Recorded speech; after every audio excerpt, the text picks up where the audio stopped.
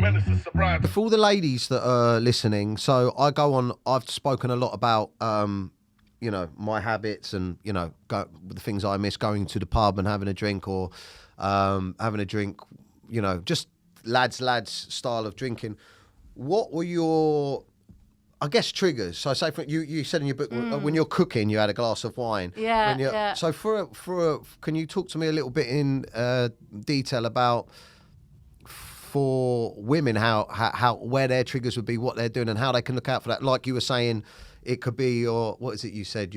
I really enjoyed your book, by the way. What you could say, your zen and your zing and your zen. So like it can put the zing in like a play date, and it can put the zen in once the kids go to bed. Well, this is the problem, is that I think when you start drinking, you drink sort of for like one reason. You probably drink for social reasons. So you drink because you're going out and you want to have fun. And then you start drinking because you want to relax. And then you start drinking because you're bored. And then you start drinking because, you want to rev up for something, and you want to wind down for something. And you quite quickly find that any single emotion, the answer requires is, drink. I'll have a drink. Yeah. And actually, I think with women, a lot of it, and with mothers, there's, there became a big trend, which I think is still around, maybe not as much as it used to be, with the sort of wine o'clock culture and the whole sort of, social media was always filled with memes about mummy's little helper and thank God it's wine o'clock, and normalising sort of, so so as soon as the kids were in bed, you'd have a drink, possibly even before the kids were in bed. If I went to a play date, it was quite likely I'd be offered a glass of wine rather than a cup of tea.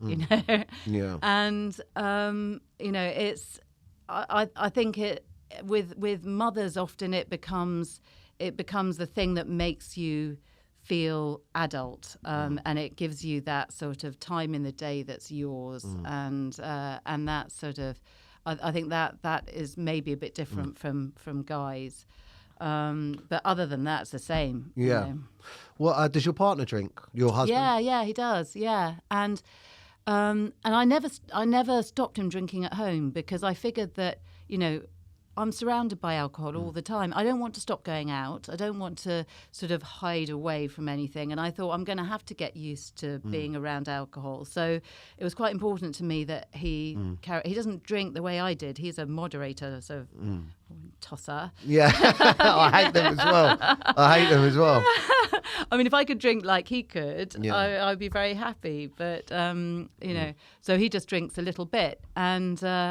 So I never stopped him drinking, and I think it's quite good for the kids to have an example of one parent that doesn't drink at all and one parent that drinks, in a healthy way. Yeah.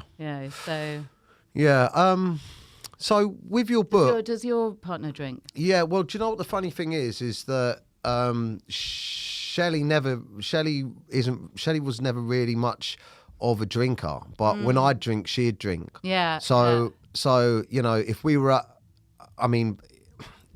when I was drinking, I didn't really drink at home. It was weird. It's not like I'd be at home and I'd be like, if it was Friday or Saturday, then I'd drink a lot at home. I'd always go out and drink. But if we had people round, we'd drink together. And if I was getting pissed, then I guess she was getting pissed. It was that kind of vibe. Do you know what I mean? But now that I've stopped, I rarely ever see her drink, ever. Really? And she knows what I'm like. Once I really put my mind into something, like that's why I put it out there and put it all over my social media and say I'm fucking sober, I'm not drinking. Once I get into that thing. All or nothing again. It's all or nothing, yeah. Like my head's thing. So it was never, she said to me, look, I ain't going to stop drinking, this is your journey, this is what you're doing it for your reasons. And do you find it hard if she drinks? No, not at all. Not at all. I don't find it difficult. When she's drunk, which since I've been sober in 100 days, I think I've seen her drunk once.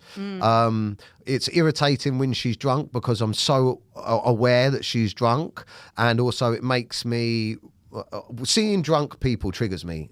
I tell you what, it's a bit of a superpower, though. People say ridiculous things when they're drunk, and you remember them. Yeah. But it's triggering for me because I look at people when they're drunk and I'm like, fuck me, I was worse than that. Yeah. I must have looked like a twat. I'm not saying Shelley looks like a twat when she's drunk, but I must have looked like such a twat for years. But No, she's. I think I turned her into a bit more of a drinker than she was through my drinking. Yeah, I did the same with my husband. Yeah. And he says that one of the best things about me not drinking is he drinks a lot less now. Yeah. So, because we'd opened a bottle of wine, which, as far as he was concerned, was the first bottle of wine we'd opened. Yeah. And there would be this sort of race to, he'd have to drink faster than he would do normally just to make sure he got, a couple of glasses. Yeah. Because otherwise I'd be, I'd finish the whole lot. So. Menace is sobriety. Just a menace. Just a menace. Just a menace. Menace is sobriety.